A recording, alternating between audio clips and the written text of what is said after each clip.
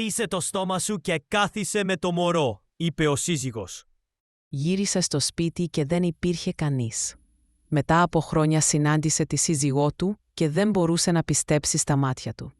Ο Νίκος πρόσφατα είπε μία εξαιρετική φράση που αντικατοπτρίζει τέλεια τη στάση του απέναντί μου. Δήλωσε ότι δεν σκοπεύει να με συμβουλευτεί για τον οικογενειακό προϋπολογισμό επειδή είμαι στο σπίτι με την άδεια μητρότητας και δεν κερδίζω τίποτα. Το γεγονός ότι μέρος των εξόδων καλύπτεται από το ενίκιο του διαμερίσματός μου φαίνεται πως το ξέχασε.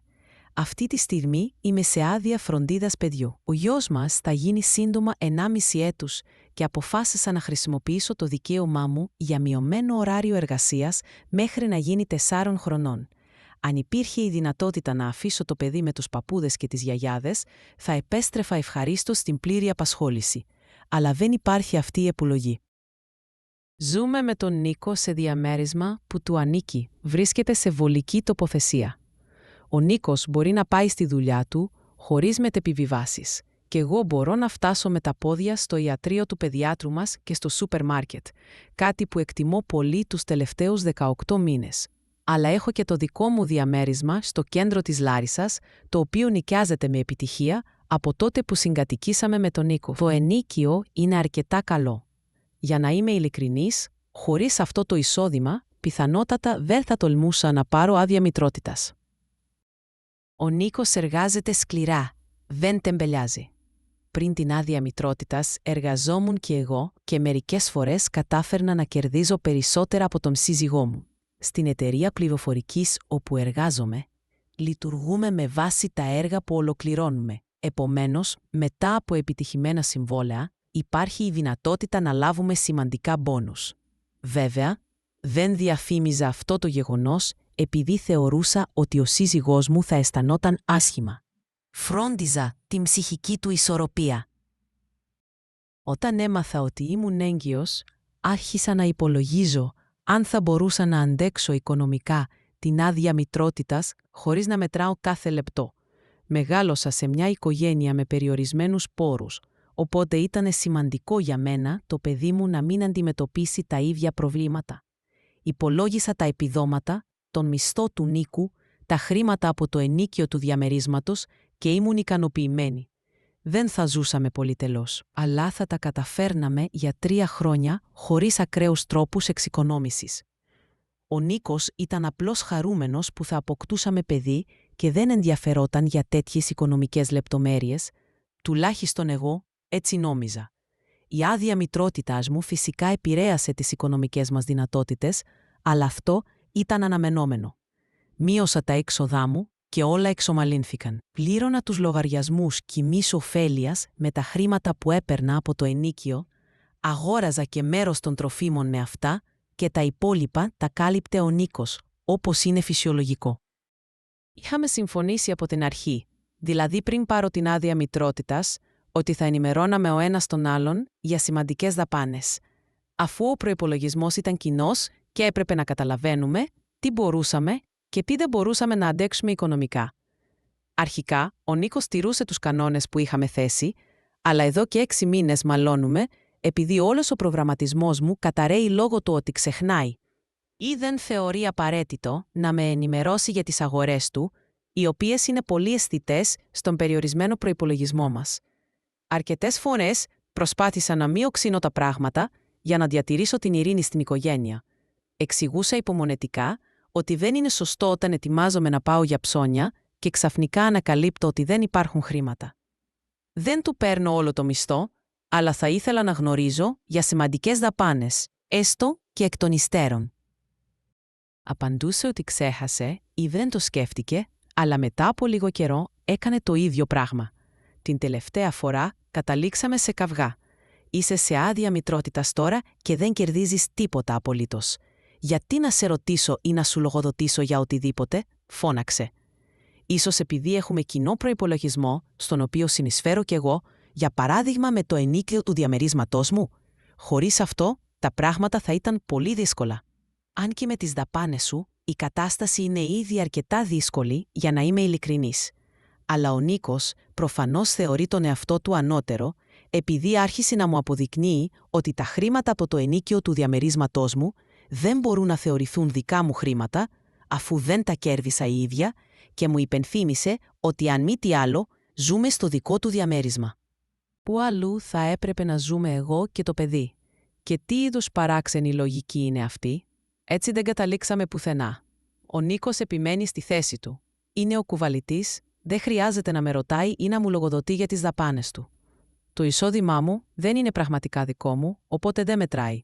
Και εγώ δεν δουλεύω σκληρά, απλώς τεμπελιάζω στο σπίτι με το παιδί.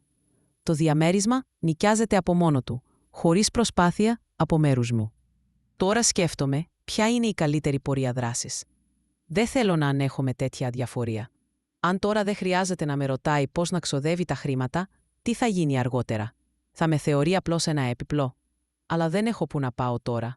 Το διαμέρισμά μου έχει ενοικιαστές, και αν τους ζητήσω να φύγουν, δεν θα έχω με τι να ζήσω, αφού είμαι ακόμα σε άδεια μητρότητας. Μιλάω με το αφεντικό μου στην εταιρεία.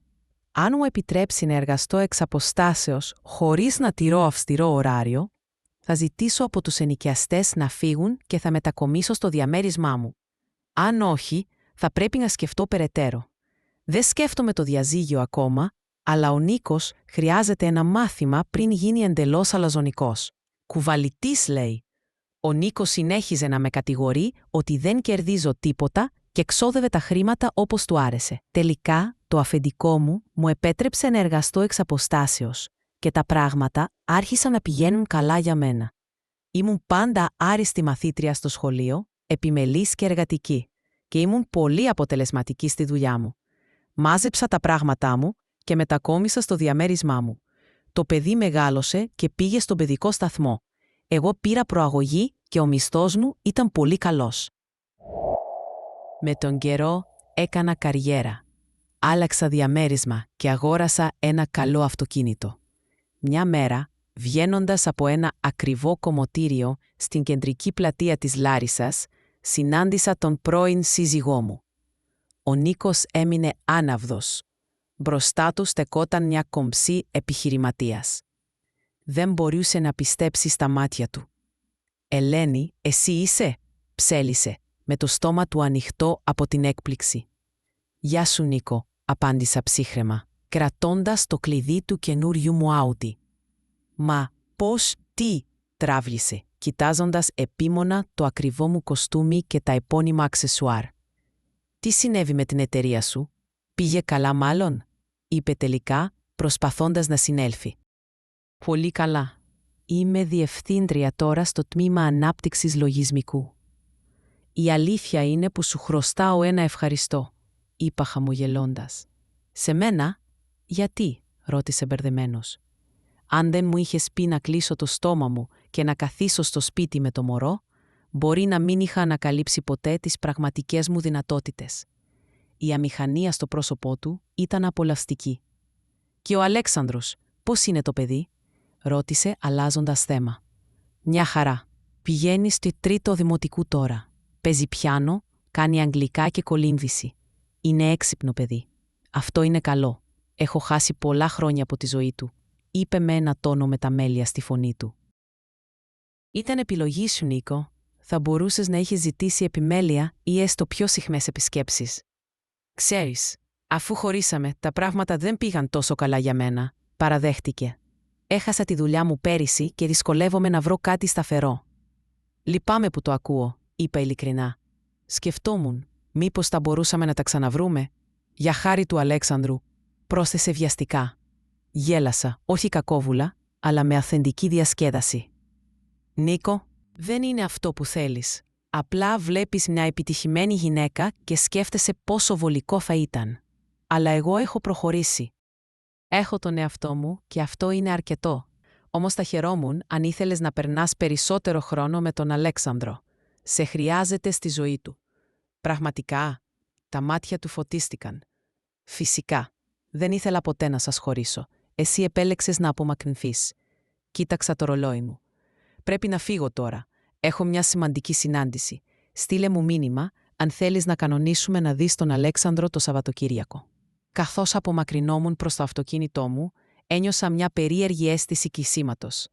Τα λόγια του Νίκου εκείνη την ημέρα «Κλείσε το στόμα σου και κάθισε με το μωρό» που με είχαν πληγώσει τόσο βαθιά, τελικά με οδήγησαν στην ελευθερία. Μερικές φορές, οι χειρότερες στιγμές της ζωής μας μπορούν να γίνουν η αφετηρία για τα καλύτερα κεφάλαια της. Αν σας άρεσε αυτή η ιστορία, μην ξεχάσετε να κάνετε like και να εγγραφείτε στο κανάλι μας για περισσότερες αληθινές ιστορίες ζωής. Μοιραστείτε τις σκέψεις σας στα σχόλια παρακάτω, συμφωνείτε με την απόφαση της Ελένης ή πιστεύετε ότι έπρεπε να διαχειριστεί την κατάσταση διαφορετικά. Κάθε εμπειρία σας είναι πολύτιμη